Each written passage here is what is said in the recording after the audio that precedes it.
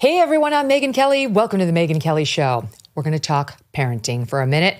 How do we raise confident, able kids in our post-pandemic, always online, annoying society? My next guest may be familiar to you if you spend any time on Instagram, which is where I found him. He's got some amazing advice for all of us. Dr. Daniel Amen is a double board-certified psychiatrist, including of child psychiatry, and author of the book, Raising Mentally Strong Kids, how to combine the power of neuroscience with love and logic to grow confident, kind, responsible, and resilient children and young adults. Don't miss a moment. Subscribe to this show on YouTube and follow me on Insta, Facebook, and X. It's time we all started taking better care of our health, and that includes working out and lifting weights. Jacked Up Fitness is a leading provider of premium all-in-one home gyms. Their Power Rack Pro is a top-of-the-line functional trainer that has everything you need to get a full-body workout right in your own home, in your spare room or garage. And if you're new to weight training, don't worry. They have full-body video workouts, so you can literally just press play and follow along to get started. Make health and wellness a part of your 2025. No more excuses. It's time to take charge of your health. Get started on your fitness journey today. Order your own Power Rack Pro at getjackedup.com. Use promo code MK at checkout to save 10% on your entire purchase.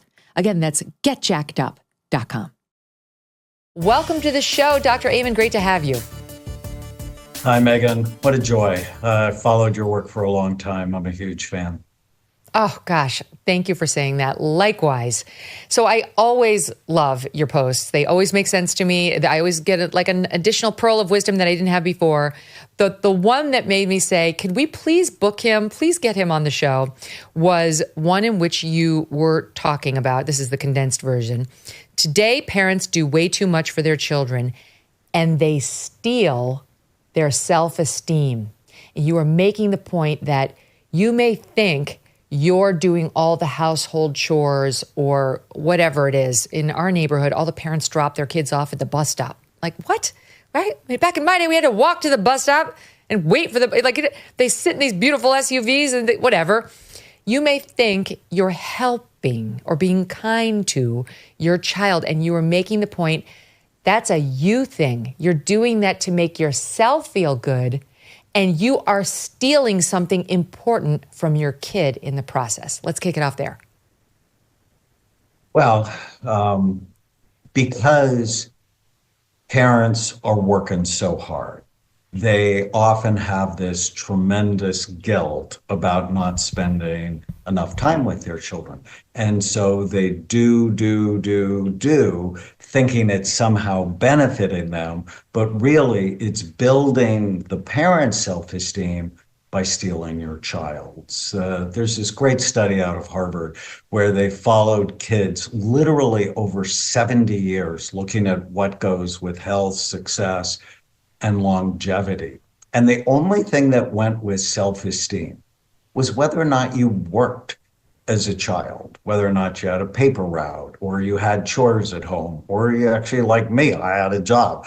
My dad owned grocery stores, and from the time I was 10, I went to work.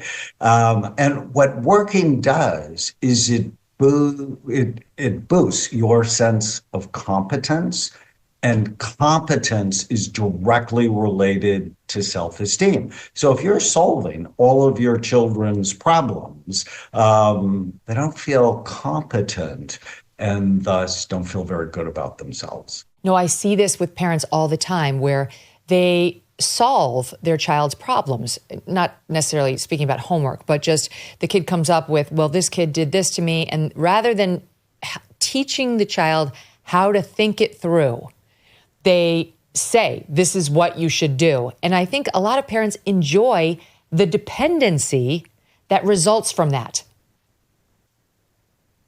No question that they get in their mind more connection. And, you know, I mean, it's so rewarding. Take the wisdom you've gained over decades and pour it down your child's brain. The problem is it just doesn't work. What we're teaching them is to not be competent. And when a child says, I'm bored, rather than go, well, you could do this or you could do that, or how about we do this together? Just repeat it back. It's like, you're bored. I wonder what you're going to do about it.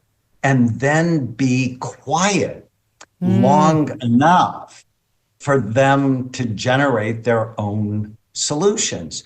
Parents talk way too much. And in raising mentally strong kids, I talk about the first thing is know what you want. What kind of parent do you want to be? What kind of child do you want to raise? I want to raise mentally strong kids. Well, that means I have to teach them to solve problems. I can't do it for them. And then the second thing, it's bonding. And bonding requires two things: time, actual physical time. Parents are so busy and so distracted by their own devices that they're not spending time with children. And really important, a willingness to listen. So when your child says something, I'm bored, rather than solve it for them, go, just repeat back what you hear. It's what therapists do all the time, at least. Right. And wait for them to fill in the blank, because they're filling it in using their brain to generate options. And what if they say, what can I do? What can I do? Mom, what can I do? They're like, I wonder, what can you do? And what can you do? And then be quiet so that their brain works to fill in. Now, after 5 minutes, if they're like, what can I do? What can I do? Do you want to hear maybe what other kids might do? And then generate options. But as soon as you generate options, they're going to argue with them. But I think what you said is very interesting. Like how to build, everybody wants to build mentally tough kids, resilient kids. Now, growing up in the 70s, the way that my mom did it was she just insulted me a lot. I'm kind of joking, but there's a little truth to it. I don't know.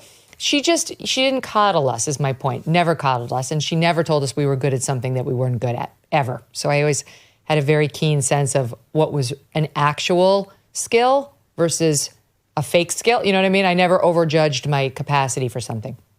Now, I'm a lot nicer than my mom was. So then I worry, am I going to raise soft kids? Do I need to insult them more? What is the way forward? Well, I think the way forward is bonding and connection and modeling. You really want to raise brain healthy kids, is you have to live the message. You have to model it. And the more you model a healthy brain, a healthy mind, healthy relationships, if your children like you, and this is very important, if they don't like you, they pick the opposite values. So growing up, I did not have a good relationship with my dad. He worked all the time. The only time I saw him is when I went to work with him, and he tended to notice what was wrong about me more than what was right about me. 1972, I turn 18. It's the first time I can vote. He says, if I vote for McGovern, the country will go to hell. I vote for McGovern, and the country went to hell, but it had nothing to do with McGovern. It was all Nixon. But it was the lack of bonding and connection that drove me to do the opposite of him. If he would have spent time with me, listened to me, now I'm one of 7, so it was chaos in my family, but it would have been much different. Now, later on in life, he's my best friend, and we vote in a similar way, but it's so important, that connection. And that bonding is not doing everything they want you to do. Bonding is time, it's listening, and helping them learn to be competent. Can we talk about the advice giving? Because we mentioned this a second ago, about helping them solve their own problems and maybe helping them walk the path with the right questions they should be asking. But can you speak to the difference between, if there is any, that process when you're dealing with, let's say my kids are 11, 13, and 15. And then my friend who I talked to a lot about her adult children who are more like 31 and 29, she desperately wants to weigh in on like who they're dating or their latest job choice.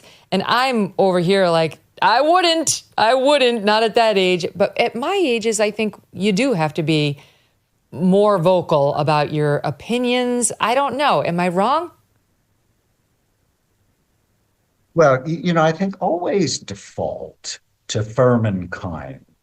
And yes, at 11, 13, 15, they need guidance. I always say, God gave you parents until your frontal lobes develop. So the front third of your brain is called the prefrontal cortex. It is actually not fully developed until you're 25. And that's why we need to do a much better job of protecting young, developing brains, like not giving them access to social media until they're 14, 15, 16, just because it's so toxic there for them. So being involved and supervising them, and kids hate it when you supervise them, and they hate it more when you don't, because in their mind, it's like you don't care. So, I mean, until my kids were 17, 18, I want to know where you are, who you're with, what you're doing, and oh, by the way, I'm going to check. And now we have ways to check that were much better than when my kids were young. And so, but when they're old, your job is to be sort of a good friend and a good coach. And never forget, I'm always a long-term planner. Never forget, they're the ones that are going to be taking care of you when you're 90. And so I'm always sort of kind to my children. But if I do too much, I create dependence. And that's absolutely not what you want when they're 25 or 30. Well, and also I worry that you create resentment. I worry, in expressing your real opinion about, let's say, the daughter's boyfriend, if the daughter's 27, I don't know. I feel like at that age, they're going to do what they're going to do. And I would be very hesitant. I would feel like my role was more to be like, you'll figure it out. How do you feel when you're around? I just ask questions as opposed to say how I feel, because I'd be worried that if I'm like, he's a shit, this is definitely not the one for you. You have a greater likelihood of you either throwing her into his arms just because, it's okay for you to think your guy's bad, but if anybody else thinks it, then you're defensive of him. Or her just, I don't know, clamming up and not sharing future things with you. Yeah, no, I think it's that line. But if you really think he's a shit, you need to tell him, because you need to tell her, because new love is a drug. New love is just like you've been taking cocaine and you're not thinking rationally. And often it takes 6 months, a year, 18 months for you to see, oh, this person's really not great for me. And it goes back to the relationship. If they know you want to spend time with them, that you're listening to them, that you're rooting for them, like a good coach. I always think, who's the best teacher you've ever had? Who's the best coach you've ever had? They notice what you do right, and they teach you when you could do better. And too often, parents that are ineffective notice what you do wrong and never let you forget it. And so maybe a little bit like your mom, clearly like my dad, and that's not effective, because if he goes, oh, you shouldn't do this, my mind, just to oppose him, is like, well, I think I should do that. That's exactly what I'm going to do. Yeah, somebody once told me that we've had many, many dog trainers because we have a very naughty boy in our dog family. And somebody said, it's the same way that you would raise a good kid. Expected behavior is not commented on. Great behavior, good extra behavior is praised fully and vocally. And negative behaviors are ignored unless they can't be, unless like he's in the process of biting somebody and like intervention is required. But I kind of like that, right? It's like you don't thank your kid for unloading the dishwasher because that's an expected chore that's part of being a member of this family. Same way they don't expect, I don't expect them to thank me for making my bed, like that kind of thing. But like an extra kindness or an extra moment of politeness or of them like looking out for each other, stuff you want to see a lot more of. Yeah, I vocally praise that profusely. Well, there's a part in the book, Raising Mentally Strong Kids, that I just loved so much. And I collect penguins. In my office at work, I have dozens of them. And the reason I collect penguins is, so I have 6 kids, and 3 of them are adopted. And I adopted my oldest, and he was hard for me. Argumentative, oppositional, and I really didn't like being a dad. I'm like, this is just no fun at all. And I was a child psychiatry fellow, so I was doing my child psychiatry training, and I'm talking to my supervisor about it, and she says, you have to spend more time with him, which was sort of the last thing I wanted to do. And right, it's so true, though. I was living in Hawaii at the time. That's where I did my child psychiatry fellowship. And I took my son to a place called Sea Life Park, which is on Oahu. And like SeaWorld, they have sea animal shows. And we went to the killer whale show, and that was great, and the dolphin show. But at the end of the day, he grabs my shirt and he goes, I want to see Fat Freddy. And I'm like, who's Fat Freddy? It's like, the penguin, Dad. Don't you know anything? And so we went to the Fat Freddy show, and it's this little chubby Humboldt penguin who is amazing. He comes out onto the stage, he climbs like a 12-foot ladder to a diving board, goes to the edge of the board, bounces, and then jumps in the water. And I'm like, whoa. And then he gets out of the pool, bowls with his nose, counts with his flipper, jumps through a hoop of fire. And at the end of the show, the trainer asked him to go get something. And Freddie went and got it. And he brought it right back. And at that moment, time stood still for me. And I'm like, I asked this child to get something from me, and he wants to have a discussion for like 20 minutes, and then he doesn't want to do it. And I knew my son was smarter than the penguin. So I go up to the trainer afterwards, and I'm like, how'd you get Freddie to do all these really cool things? And she looked at my son and then looked at me and said, unlike parents, whenever Freddie does anything like what I want him to do, I notice him. I give him a hug, and I give him a fish. And even though my son didn't like raw fish, I realized I was like my dad. When he did things I liked, I paid no attention to him at all. And when he didn't do things I liked, I gave him a ton of attention. Yeah, so I was inadvertently teaching him to do bad things to get my attention. So I'm dense. I collect penguins as a way to just remind myself every day. Notice what you like more than what you don't like. And we have a new study. So I have 11 clinics around the country. We do brain imaging. If you came to see me, we'd want to look at your brain before we gave you medicine or anything like that. And I have a brand new, huge study coming out on negativity bias, negativity versus positivity. It's really the Fat Freddy story. And if you're more negative, you have less function in the front part of your brain, as opposed to if you're more positive. And so I'm a huge fan of accurate thinking with a positive spin. So not positive thinking, because that can get you into all sorts of trouble, but accurate thinking with a positive spin. That's it. That I feel like that's my bread and butter for the most part. In fact, believe it or not, this year for Lent, I gave up negativity, which is, it sounds like a cop-out, but it was designed around what you're talking about. Now, I kind of give myself the 2 hours off of this show because I got to do the news in the way I do the news. I can't mess with it. But in the other 22 hours of the day, I'm trying to give up negativity. And I'm not a negative person. I think I am an accurate person with a positive spin.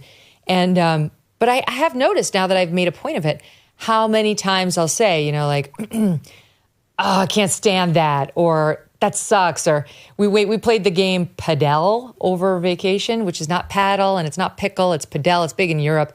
It's like a racket sport. And everyone in my family is great at racket sports, but I am not. And instead, it's little things, but instead of being like, oh my God, I suck, I was saying things like, I'm not quite good yet. I'll be better the next time. It's just these little things. And then I read that you're big on starting the day by saying, this is going to be a great day.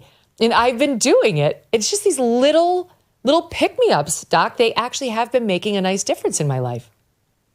Well, if you start the day with today is going to be a great day, and my favorite one is end the day with what went well today. It's a great exercise to do with the kids.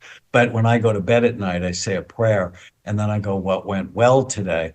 And go through my whole day looking for what was right rather than what was wrong.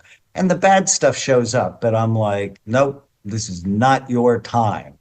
And people who do that within 3 weeks notice a significant difference in their level of happiness.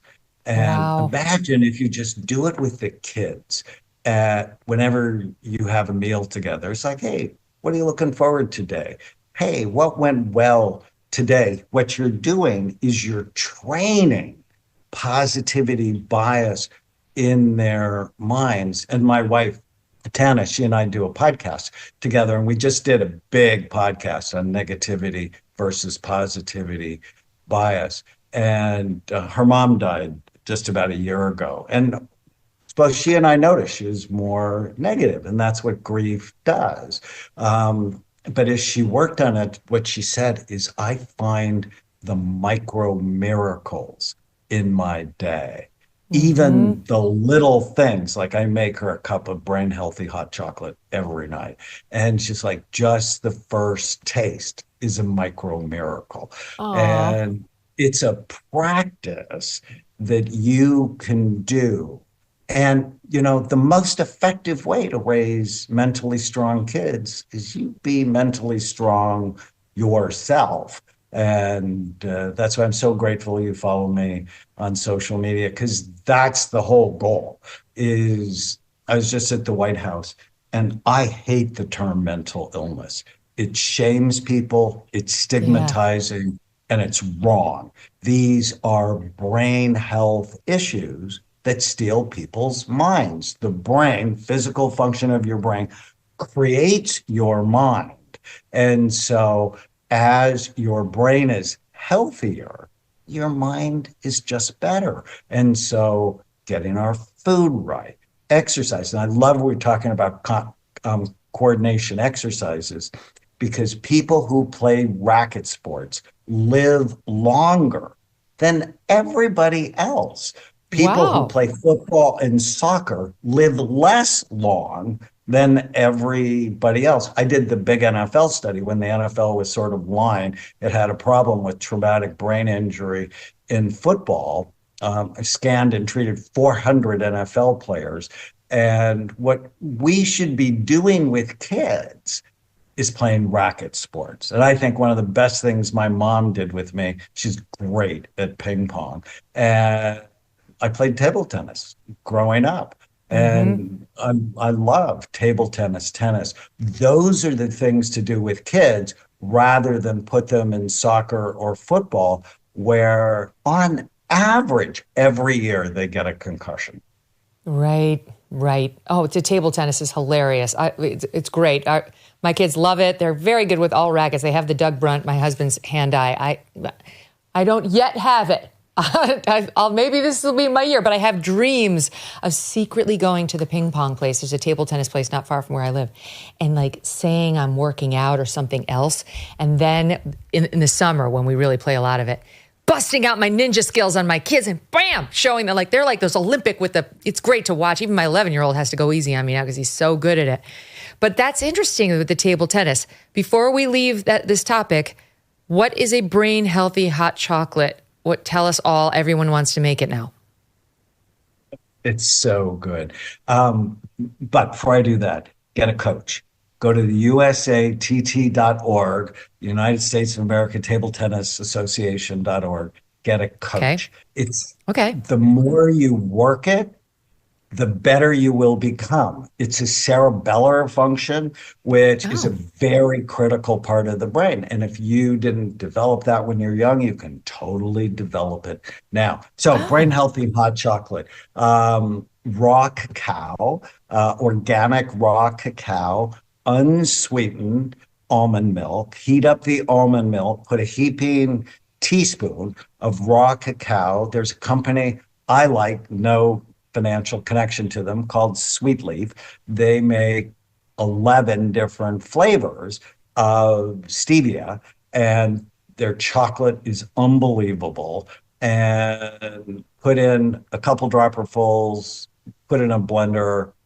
It's so good. And literally, and it's calorie smart, right? It's about 30 to 60 calories. It tastes great. It loves you. You love it, and it loves you back. So it's just those two things, almond milk and... Great things. What was the third thing? So raw cacao, unsweetened, organic almond milk, and chocolate stevia from Sweet Leaf. Oh, I see. Okay. All right. And how much of the chocolate stevia goes in there? Just like a packet or what? It's a liquid. It goes to whatever your taste is. Some people like it a little bit bitter. Some people like it super sweet. So my grandfather was a candy maker, and so I like sweet things. Oh, all right. That's good. I can do this. All right. Now, wait. Let's go back to the brain scans and what you were saying about mental illness. So fascinating. So if somebody comes into you and says, I'm depressed, or I have anxiety, or whatever it is the first thing you would do as a psychiatrist a brain scan? You wouldn't just be like, talk therapy, or the big thing now is take this drug.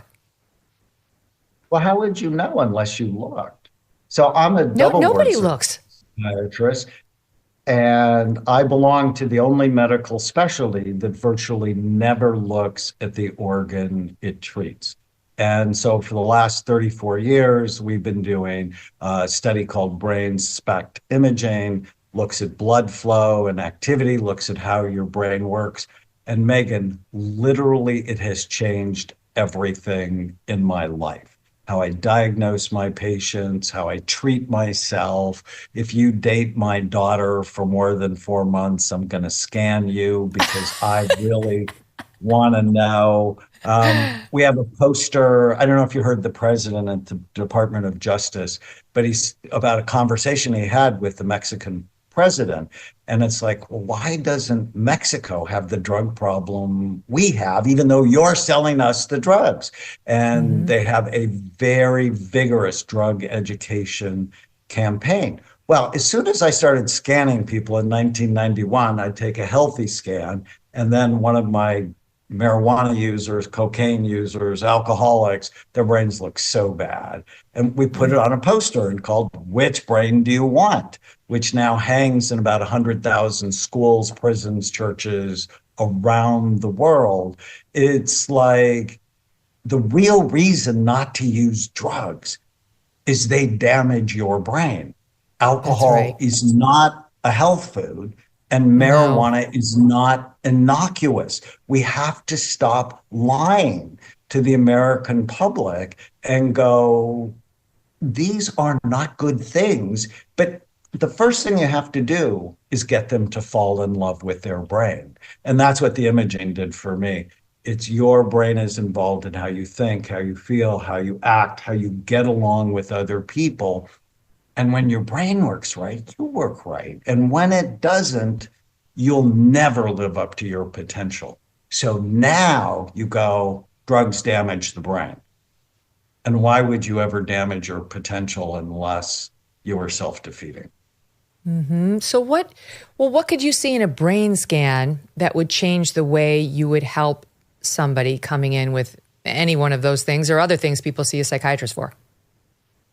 Well, one of the big lessons I learned from imaging is mild traumatic brain injury is a major cause of psychiatric illness that nobody Whoa, knows about because psychiatrists really? never look. So your suicidal ideation, your depression, your panic attacks, your ADD or learning disabilities could have been from the car accident your family was in when you were 4. Or I have one Wow. patient depressed his whole life, fell off the hood of a minivan when he was 18 months old, unconscious for a day. They thought it was a minor injury.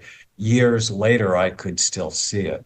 We can see evidence of toxicity from substance abuse, but we also see evidence of toxicity from mold exposure or Oh, wow. from Lyme disease. And so I think in the future, there's going to be a whole subcategory of psychiatrists that just focus on infectious disease. Like I have hundreds of COVID scans, and COVID causes an inflammatory bomb that just goes off in your brain. Depression is like chest pain, right? Nobody gets a diagnosis of chest pain because it doesn't tell you what causes it and it doesn't tell you what to do for it. Depression's the same way. Is your brain low in activity, so I have to stimulate it? Is it high in activity and I have to calm it? We can also see, I've published another study this year on childhood trauma. Childhood trauma, emotional trauma leaves a lasting signature in the brain. And treatments like EMDR, a specific psychological treatment for trauma, help reset it, help calm Is things that the Prince Harry down. thing? That's the Prince Harry thing. Like, yeah, I And can't it's remember what it so was, but it's like tapping, right? that's tapping could be part of it. I like the eye movement part of it. And Wow. it's so This is going to effective. come as such good news to so many people who just think like, I'm this way, but maybe it is like a physical ailment that you could address. Is there, and on that front, is there a way? Because like if you say you hurt your brain when you got that concussion when you were 10, that seems like something I'm kind of stuck with. But you're saying Absolutely no? not. Absolutely not. And so in my NFL work, 80% of our players got better when we put them on a rehabilitation program. And these are damaged brains, right? Some of our players, like Dick Butkus, he played for decades and had tens of thousands of hits to his head. He called me his brain savior because on the right treatment, his brain just a couple of months later was much better. And that's the Wow. big news in neuroscience is you're not stuck with the brain you have. You can make it better and I can prove it. And every day your brain, there's a part of your brain called the hippocampus, really interesting. It's shaped, hippocampus is Greek for seahorse because that's how it's shaped. Every day it makes 700 new stem cells. So every day your brain is making 700 new baby seahorses that are involved in mood and memory. And your behavior is either growing them or murdering them, right? If you like have to have 2 to 4 glasses of wine at night, you're murdering the babies. Right. If you're smoking a lot of pot, you're murdering the babies. I posted something 2 days ago that if you're under 50 and smoking marijuana, you have a 6-fold increase of having a heart attack. It's like, whoa, not good for the blood flow in your body. If you go to bed a half an hour early tonight, you're growing your seahorses. If you take a multiple vitamin and fish oil and optimize your vitamin D level, you're growing your seahorses. If you eat food you love that loves you back, like brand healthy hot chocolate, you're growing your seahorses. And Megyn, it comes down to one question. And I played this game with my daughter Chloe when she was little. Is this good for your brain or bad for it? And if you can answer that with information and love of yourself, love of your family, love of the reason God put you on earth, is this good for my brain or bad for it? You just start making better decisions. Wow. What about dementia, Alzheimer's?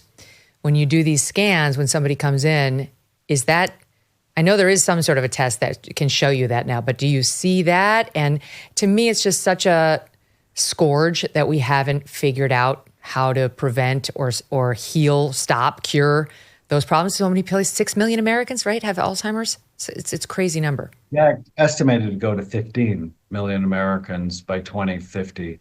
And 2005, I wrote a book called Preventing Alzheimer's and got no end of grief from my colleagues. They're like, no, you can't do that. And I'm like, no, you can do it. And last year, The Lancet published an article that said 50% of Alzheimer's disease is preventable. How you prevent it is you prevent or treat the 11 major risk factors that steal your mind. And I have an acronym called Bright Minds. And like B is blood flow, R is retirement and aging, I is inflammation, G is genetics, H is head trauma. And you know your risks. And SPECT scans can tell 20, 30 years ahead of time if your brain is headed for trouble. And some people go, oh, I don't want to know. It's like, of course you want to know. If you knew a train was going to hit you, wouldn't you at least want to try to get out of the way? And we screen hearts and we screen breasts, but we're not screening the most important organ. That's so true. Which is your brain. I'm going to buy all the books. I'm coming to a clinic. I want all the tests. I want it all, Doc. This is great stuff. I love that you're doing this, that this is available, and that anybody who wants to tap into your wisdom can do it, including by buying his most recent book. It's, again, called Raising Mentally Strong Kids: How to Combine the Power of Neuroscience with Love and Logic to Grow Confident, Kind, Responsible, Resilient Children and Young Adults. Dr. Amen, thank you so much for being here. So much love to you. What a joy. I'm so honored. Thank you. Oh, see you soon. I really hope. Come back soon. All the best. Wow. God, don't you guys want to do it all now? Now I'm thinking about, I did get a concussion when I was a kid. I had 2 of them, not like an athlete, but man, now I'm starting to wonder, like, remember when we talked to Maureen Callahan about sometimes when I was stressed out, I would get more like OCD. Maybe it wasn't OCD. Maybe it was my sledding accident in the 5th grade.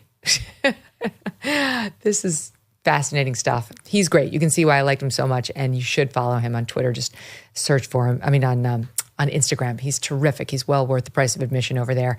Those are the things that make Insta worthwhile, not the ridiculous 17-year-olds trying to pretend they've curated this perfect life that leads young girls to feel, somehow less than.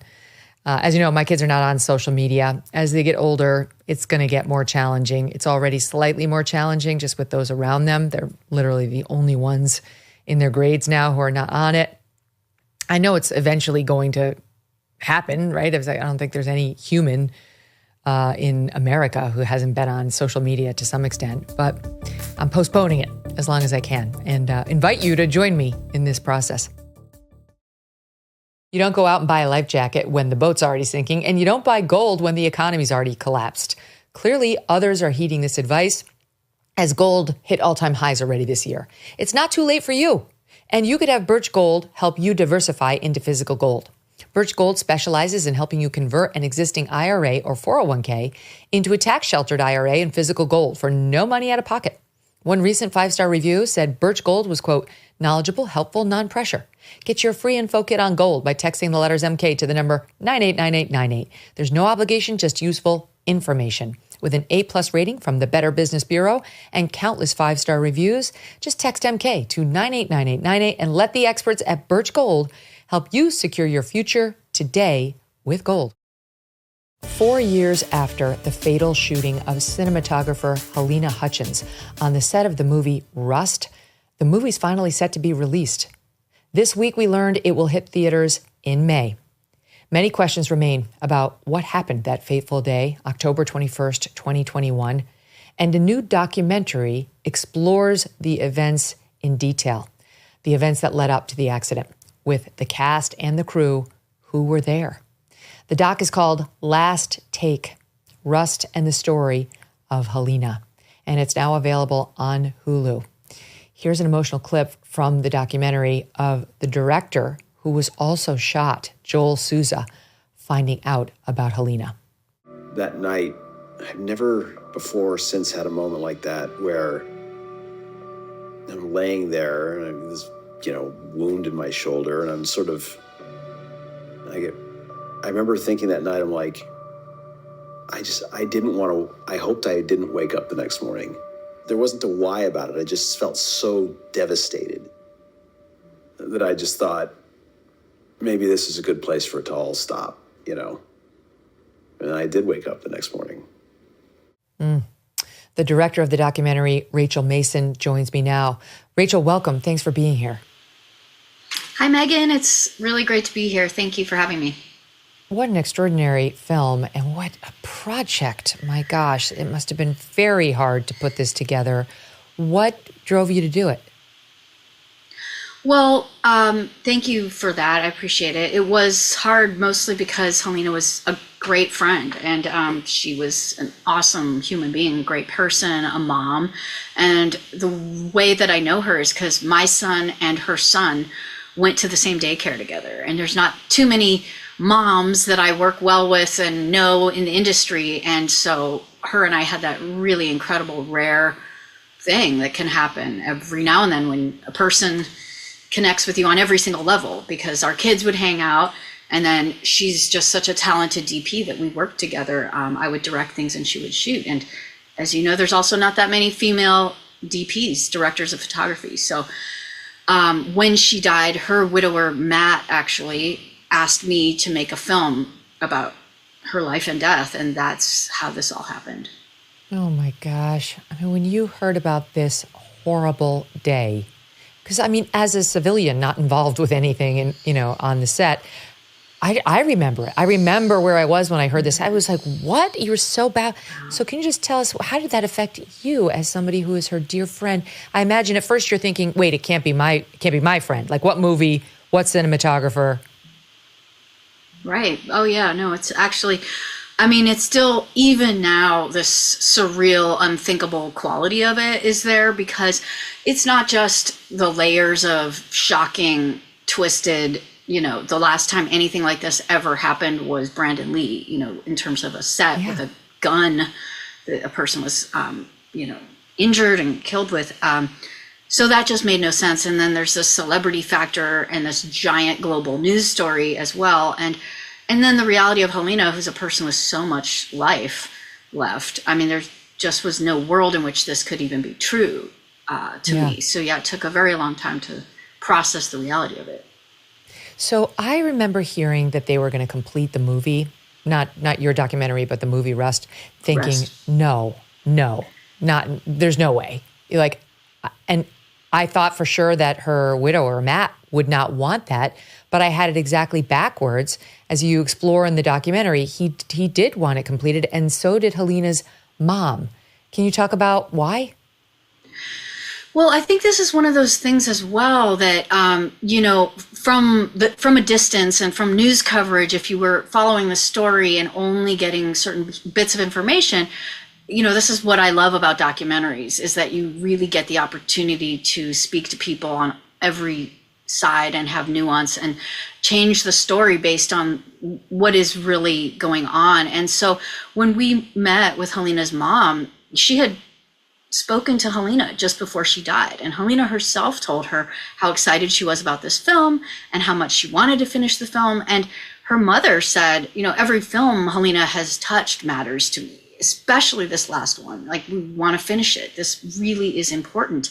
And if you knew Helena, that made perfect sense. Helena is so obsessed with her work. I cannot think of a single time I ever spoke to her that she wasn't talking about her last film and all the things she learned from it. And so knowing that her mother wanted this completed, knowing her family wanted this completed. I even personally had conversations with her son because he would be curious about all of the films she was working on. So she was so intrinsically connected to her work. You know, when you understand that the family wants something, any victim of any awful, horrific tragedy, as soon as you know what the family wants, you know, if the family wants a tree in someone's honor, you just want to do that. And so her family wanting this film done, it really was almost like a heroic effort of everybody to go back to this absolutely unfathomable trauma. It's like walking back into a war zone. And every single person who I met on the set completing the film was there because they were just trying to do what they could to honor Helena. And once I understood that, I was like, wow, you people are being vilified and yet you're doing something heroic. So it really made me question my own industry. You know, the people on the set of Rust were really treated very badly.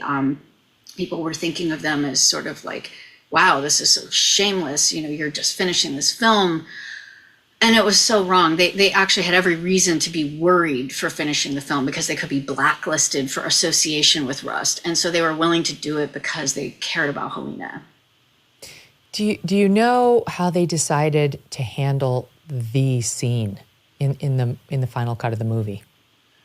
What I'm aware of is that was actually reconstructed altogether. The whole entire scene where you know, Helena was killed. It was actually, there was a rehearsal and they really made an effort to change the film and not go into that piece of it. And, you know, I have seen the film and honestly, it's an extraordinary film. I will say I'm biased towards the cinematography, which is so unfathomably beautiful and a testament to Helena's great talent.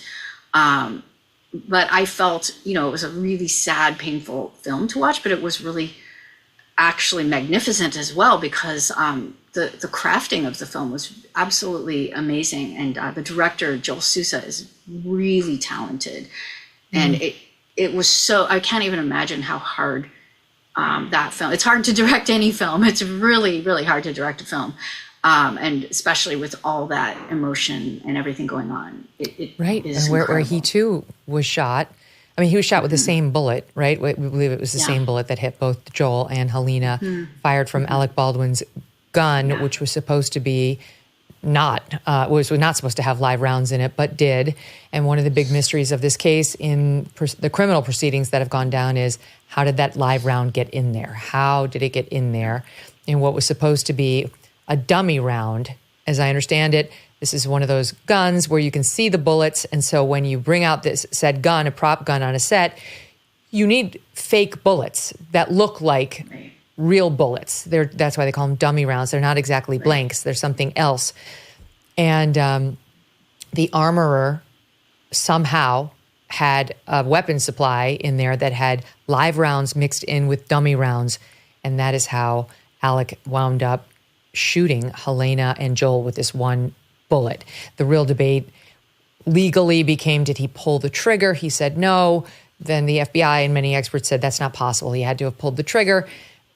Even some of his defenders said he shouldn't pull the trigger, but nobody, if they pull the trigger, is thinking that there's a live round in there. And then people on the other side said, no, this is why you never pull the trigger. So these are just some of the debates that were unfolding in the industry over this time.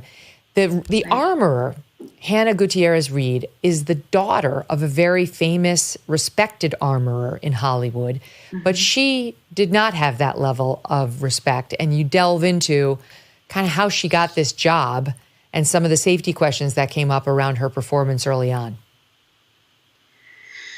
Yeah, well, I will say, firstly, just going back, no bullets should ever be on any movie set. That is so unthinkable. So the very first thing that anyone in the industry, especially in the armoring profession mostly, which is handled by people with extensive training, often military backgrounds or law enforcement, that was the very first shockwave, was just to just be so sickened, really. I mean, truly, we interview Andy Wirt, who came in to finish the film, and he is a really seasoned armorer with military background, and those were the words he used. The armoring profession is actually really quite amazing. The track record, very safe. I know that sounds like a strange thing to say because this is guns, but most armorers are, I mean, I would almost say all armorers that I've ever heard of have a really high level of skill. So, you know, again, it points to things that are a problem in our industry, in the film industry, that need to be addressed and looked at. How we hire people, this kind of idea that you might just be qualified because this is your father. And in fact, that is actually quite a typical scenario in the movie industry, including on the set of Rust. There was a very lovely father and son team. And, you know, I kind of like that dynamic because you could see he's a special effects operator. He's teaching his son the tricks. So that's not unusual that often people in this industry have, you know, a family connection. But in this case, you know, relying on that entirely, you know, that was one of those things that you have to question. There's so many aspects of the narrative around all of the different issues that could have happened. It's all coming back to me. This. I almost forgot his name. Seth Kinney is the name of the guy who supplied the ammo to the armorer. And there was a bit of a, you know, finger pointing thing between the two of them where Hannah Gutierrez Reed was like, he gave me a box of mixed live rounds and dummy rounds. She still would have had responsibility for making sure whatever went into the guns she had on set was only dummy rounds. But and he denied that he had done that. But I remember that was one of the points of contention. She did wind up. She pled guilty, right? Was she found guilty or did she plead guilty? Why can't I remember this? A jury found her guilty and sentenced her to 18 months, and she is serving time in a correctional facility in New Mexico now. But wow, you have a great memory. Yes, Seth Kinney, the weapons supplier. I mean, you know, when you sit in a courtroom, the cast of characters starts to unfold, and I found it all very fascinating. And I didn't ever think about where bullets come from, or the fact that sometimes actors do, you know, target practice, and they might need to do it so they understand the feel of a real gun, but that doesn't happen on a set at all. It shouldn't, and you can't even conceive of it happening anywhere near a set. But could those bullets be mixed in? I mean, wow, these are things that it's only when something horrible happens do you even contemplate those elements. And again, when we were watching our film, we have body camera footage, and you also see that when the cops came to the set, it was a crime scene immediately, but it was a set as well. So you have the cop looking at Alec and saying, is that real blood? And Alec is like, well, no, of course not. It's fake blood. But, you know, it's that world of fiction meeting reality that is also like, well, it could be real blood, sir. You know, and this is Alec being like, there's no way it could be real blood. And they're in both people's minds, you are living in two alternate realities. In the film world, you're making fiction. There's no bullets. There's no blood. It's all fake. It wasn't. Yeah, but it wasn't. And you get at this in your documentary. Again, it is called Last Take, Rust and the Story of Helena. It's on Hulu right now. You get at this in part with the special effects team. And one guy in particular who was talking about something called a squib, which I didn't know anything about a squib, but a squib is like something you kind of like, it's fake blood that you, as a special effects guy, make sure gets on the person in the movie who needs to look like they've been shot. And just here's a bit from that. Let's listen to SOP 45. Blood, and I would fire that little charge, it's called a squib, that would send the blood flying. And my first thought, I looked down at my hand at the button, and I thought to myself, why the hell did we squib her? That was just my first thought. I saw this, and I looked down, and there's no button. And that's when I said, oh my gosh, she's been shot. The disbelief. Yeah. Wow, Megyn, this is cool because I got to say, my little director brain went in and it's like, oh, I fought so hard to make sure we get that in this movie. And, you know, you have thousands and thousands of hours of, you know, ideas and footage. And I remember specifically saying, you know, the edit team, you guys, this matters so much because when I heard Tom Gandy, that's his name, describe a squib pack, which is the thing that explodes. You would strap it on a person and it explodes, and depends on, you know, every movie you've ever seen a person blood popping off of, you know, it is a really kind of well-designed thing. It goes under a person's shirt and then it pops and he has to pull that trigger. And when he was explaining it, I mean, also, I will say, as Helena's friend, you're just like, no, please God, actually, this is so insane. There cannot be a world in which he's watching her actual body explode for real, and he knows what it's supposed to look like when it's fake, and he knows he didn't put that on her, so he knows it's real. And so I was sitting there, and I remember being like, oh my God, whoa, it was a real moment. Again, to that point, like, thank you for finding that clip, because it was like fiction meeting reality. And these moments when, you know, in the world of entertainment, which we all love movies, it's this question of like, wow, are we putting people into a scenario where there's ever the possibility of something this real happening? And if so, it's just terrifying to imagine. You just think about the horror of those in that room, Helena, chief of all, but those around her, I mean, everybody, Alec Baldwin, all of them were horrified. I think everyone accepts that. And the assistant director, David Halls, we talked a little bit about the armorer, but he also takes responsibility and had to, because he was the person who handed the gun to Alec. And the rules are that he should have checked it too. There's supposed to be all these redundancies built in so that this can never happen. You did speak to him. You spoke to everybody except Alec. But here is a bit from the assistant director, David Halls, in SOT 44. Anna brought me the gun. She opened up the hatch, and I saw 3 bullets. And you only saw the 3? Only saw the 3. Okay. Do you normally check all of them, or what do you usually do? Should. Okay. I was negligent in the inspection of that gun. It could have been a more thorough inspection. I pled guilty. A thorough inspection didn't happen. I could have been a last line of defense. This poor guy.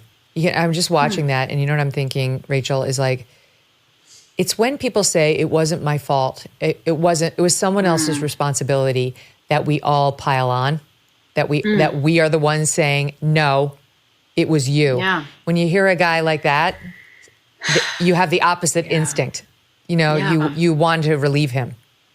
That's a great point. I mean, that is absolutely fascinating to think about that, because when I met Dave the first time, I was actually in the courtroom, and I had been wearing Helena's hat, which actually is this hat right here.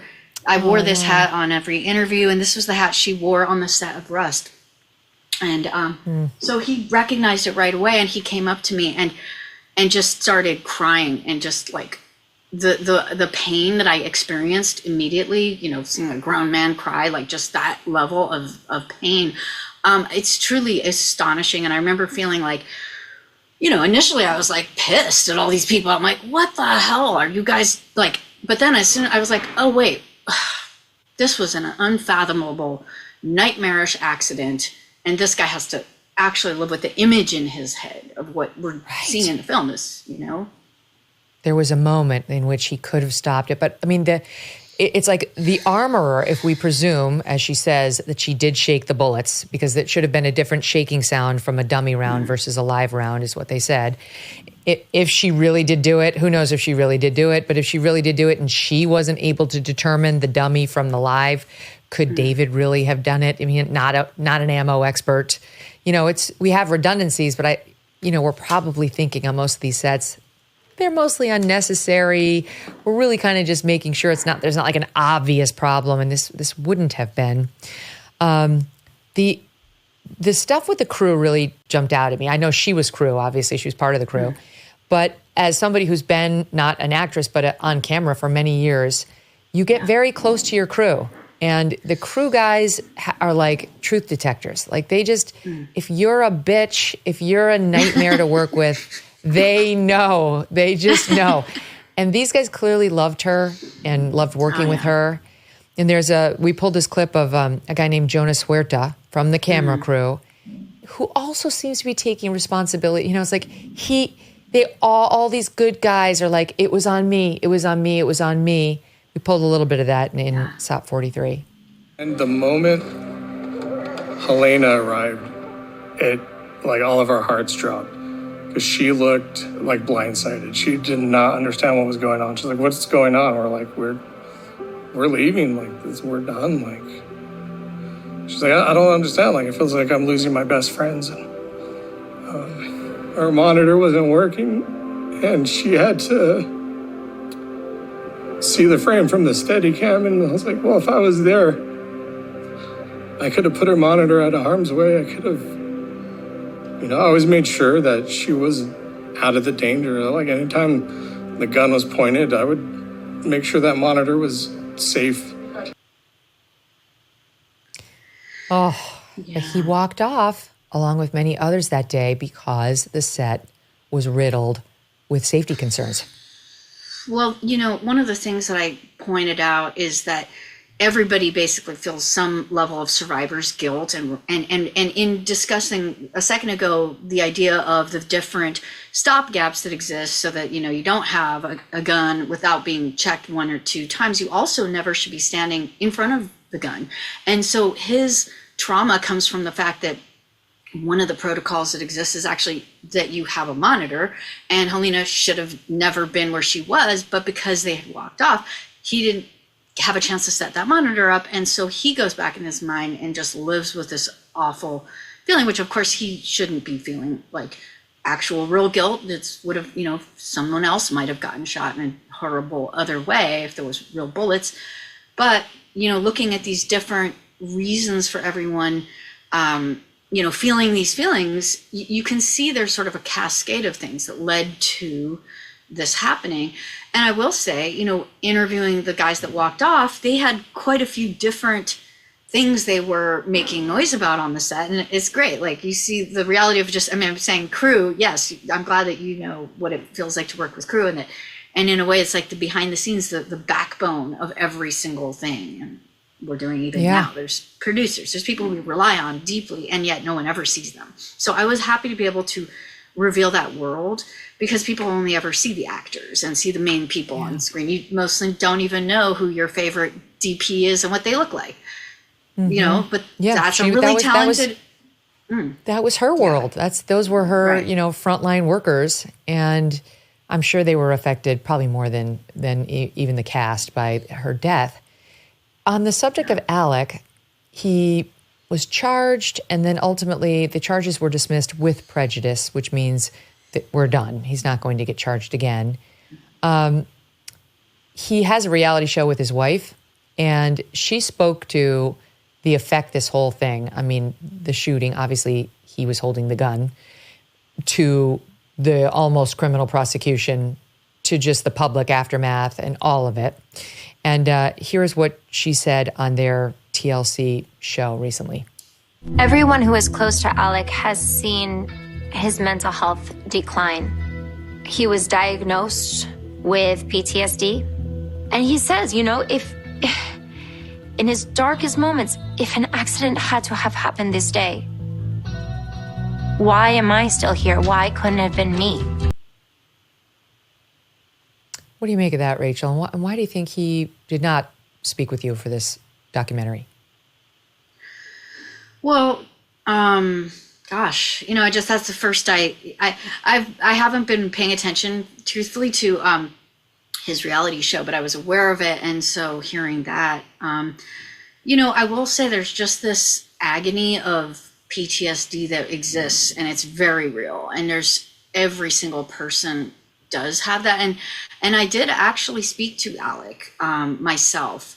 I happen to know Alec from my first documentary, which is called Circus of Books. And I got to know him at a film festival, the Hamptons Festival. And so after this happened, I spoke to him, and I heard that trauma in his voice, that first call. And it actually was horrifying, just to hear the trauma that, just like Dave Hall's, you start to understand, like, wow, people have seen something that they will never get this image out of their head. It's burned in. It's a terror. It probably gives them all nightmares.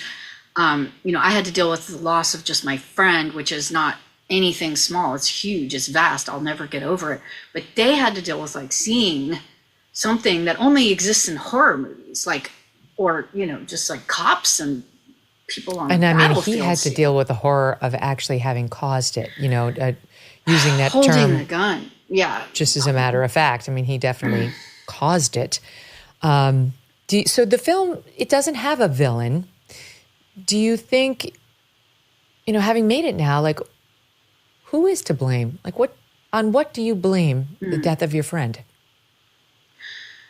God, blame is a really complicated word, and I'm not sure I've fully grasped it because there's so many people at different moments that I felt really mad at, and then I would open a door and be like, oh, okay, wait, I'm mad at you, but you're living in a personal hell that I'll never, like Dave Halls when I met him, and I was like, wow, there's actually no prison sentence that could be worse than your own head going through this for the rest of your life. Same with Hannah. Like, my God, she has to live with this horrific set of like feelings and the guilt of that. So when I think about what I'm the most upset at, I think on some level, that's where this idea of examining almost like the workplace environment that allowed what I started to understand and feel could be almost any workplace. Like, you think about an accident. Now, anytime there's an accident on a set, I'm immediately keyed in. Like, there was a guy who fell to his death on a Radford Studios, which is a really like very high level place here in LA, Marvel. And this guy died on this set. I'm like, oh my God, like, how would a person die on that set? It's the opposite of Rust. Like, that's a Marvel film. But then I want to go through that chain reaction. There's this, there's that. And that person might have been on a smoke break or and this person wasn't here for that happened. And were people aware that there might have been a faulty rig setup?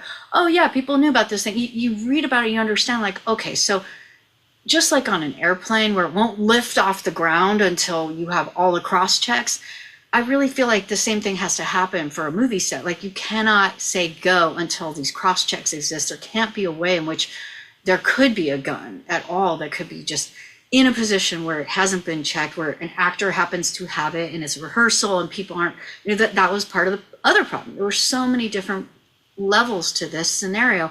This was an unplanned scene. It was a rehearsal. And that happens all the time in films, I'm sure you might have an idea and I'll say, like, hey, let's just get this cool shot. That guy's running that way, especially if you're in journalism, and you might want to do something.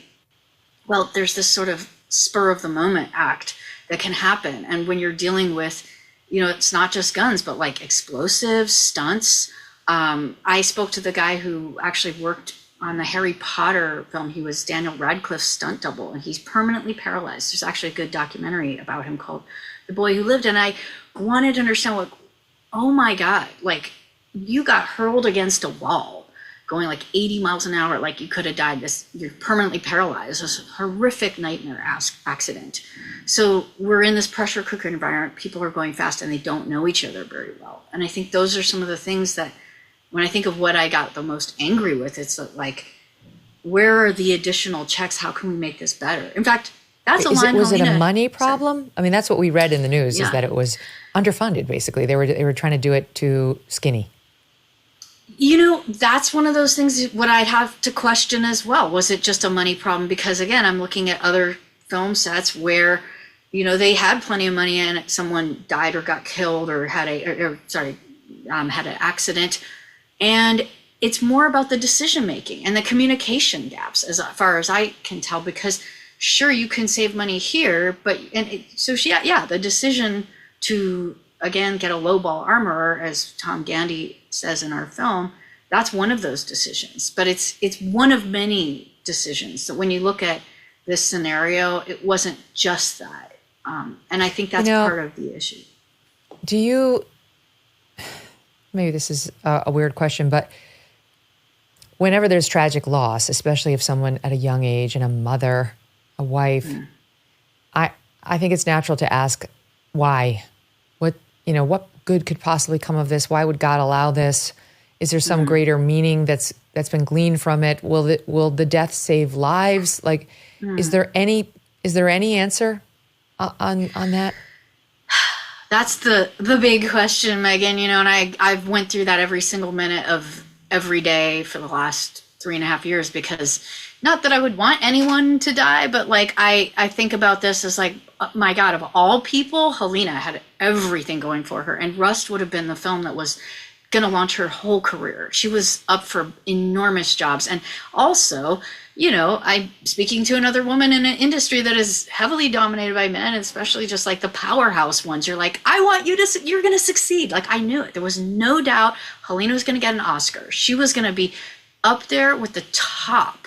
She was, and so to me, her particular death was like so cruel, so unfair. To all the people that knew and know her and think about her as just a rising star.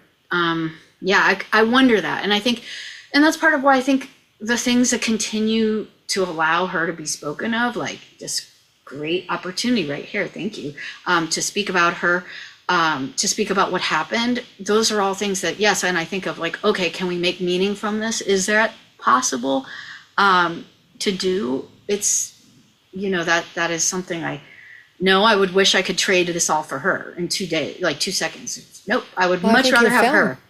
Your film is trying, your film is doing it even more so than the completion of Rust, because there will be a segment of the population that goes to see that movie that doesn't know anything about the backstory, you know, the young people who don't follow the news that much.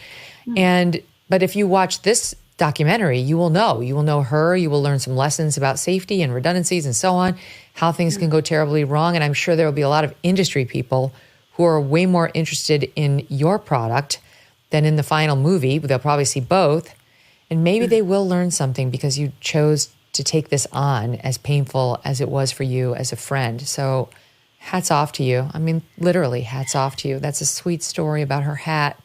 She was lucky to have you as a friend. And I admire all the work you put into this. Well done. Thank you for telling us the story, Rachel. Well, thank you. And I will say, Megyn, you're somebody that as a documentary filmmaker, I've been fascinated with you and your story, and you've done a lot as well for women in media. And I, at some point, want to keep following what you're up to because I appreciate the opportunity to be here. And I think there's a lot of interesting stuff that you cover. So thank you for this opportunity. Oh, that's very kind. Good luck with it. And please, everybody check it out. Again, it's called Last Take, which is also a great title, profound. Last Take, Rust, and the story of Helena. And it's on Hulu right now.